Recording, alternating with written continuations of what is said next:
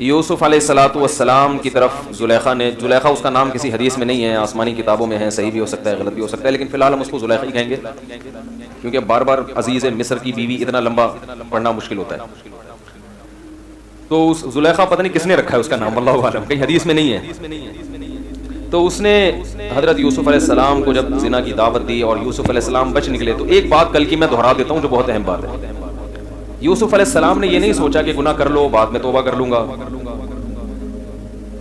اس لیے کہ وہ یہ جانتے تھے کہ اس نیت سے گناہ کرنا کہ بعد میں توبہ کر لوں گا یہ بہت بڑی حماقت ہے، بہت بڑی حماقت۔ جتنے بھی اہل اللہ گزرے ہیں وہ کبھی اس نیت سے گناہ نہیں کرتے تھے کہ ہم بعد میں توبہ کر لیں گے، بلکہ وہ گناہ سے اپنے آپ کو بچاتے۔ توبہ تو ایک حل ہے آخری کہ چلو اب ہو گیا تو اب تو کوئی آپشن ہی نہیں ہے نا، اب تو سوائے توبہ کے آپ کے پاس کوئی آپشن ہے نہیں۔ تو اگر اسلام توبہ کا آپشن نہ رکھتا تو لوگ کہتے اب جب جہنم میں جانا ہی ہے تو چلو اور کرو اور کرو اور کرو، اس لیے اللہ نے ایک آپشن رکھا ہے چل بھائی اب آ جا۔ لیکن توبہ کرنا آسان کام نہیں ہے، کیونکہ جب ایک دفعہ گناہ کا چسکا لگتا ہے تو پھر اس کو چھوڑنا آسان نہیں ہوتا، اور توبہ کی شرائط میں یہ بات داخل ہے کہ آئندہ نہ کرنے کا عزم ہو، یہ بڑا مشکل ہو جاتا ہے۔ وہ بار بار یہی سوچ کے گناہ کرتا ہے کہ میں توبہ کر لوں گا، وہ بار بار ایک ہی گناہ کو کرتا رہتا ہے اور لت پڑتی رہتی ہے۔ بالکل اس کی مثال ایسے ہے جو ہیروئن چی اور چرسی ہوتے ہیں، وہ اس لیے تھوڑی پیتے ہیں کہ ہمیشہ پیتے رہیں گے۔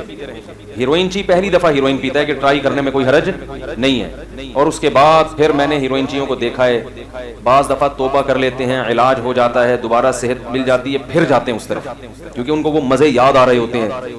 اس لیے علماء نے لکھا ہے کہ گناہ سے جتنا دور بھاگو اچھا ہے۔ گناہ کرنے کے بعد اگر چھوٹ بھی جائے نا تو زندگی بھر اس کی یاد انسان کو پریشان کرتی ہے، بار بار دل چاہے گا، دل کی خواہش کو کچلے گا، تو اپنے آپ کو اس ٹینشن میں ڈالے کیوں انسان؟ اور جو نہیں کرتے ان کا دل چاہتا ہی نہیں ہے، وہ عادت ہوتی ہے، وہ ہنسی خوشی سکون سے زندگی گزارتے۔ اب دیکھو ہم لوگ الحمدللہ ہیروئن نہیں پیتے، یہاں کتنے لوگ بیٹھے ہوئے ہیں ماشاءاللہ، کبھی کیمرے میں دکھا دیا کرو یار۔ ایک صاحب نے کمنٹس کیے جو میرے مخالفین میں سے ہیں کہ ان غریبوں کے پاس 2 کیمرے تو ہیں نہیں کہ اس سے پبلک کو دکھا دیں، اور باتیں ممبر پہ بیٹھ کے ایسی کرتے ہیں۔ تو کیا کہہ رہا تھا یار؟ ہاں کوئی الحمدللہ ہیروئن تو نہیں پیتا نا، شاید کوئی چرس مرس پیتا ہو، لیکن میرا خیال ہے امید ہے وہ بھی نہیں پیتے ہوں گے، لیکن ہیروئن تو کوئی نہیں پیتا نا۔ تو اب ہم مطمئن ہیں یا نہیں ہیں؟ اللہ کا شکر ہے ہمیں کبھی خیال بھی نہیں آتا، کیونکہ ہم نے اس کا مزہ بھی چکھا ہے ہی نہیں۔ تو ہماری زندگی بغیر ہیروئن کے اس سکون میں گزر رہی ہے جو ہیروئنچیوں کو ہیروئن پی کے جو سکون ملتا ہے، کیونکہ جب وہ ہیروئن نہیں پیتے تو جسم ہوتا ہے پریشان، اور اس پریشانی کا حل ان کے پاس ہیروئن کے علاوہ کچھ بھی نہیں ہے۔ تو اب کوئی ہیروئن پیے اور پھر توبہ کرنا کتنا مشکل اس کے لیے۔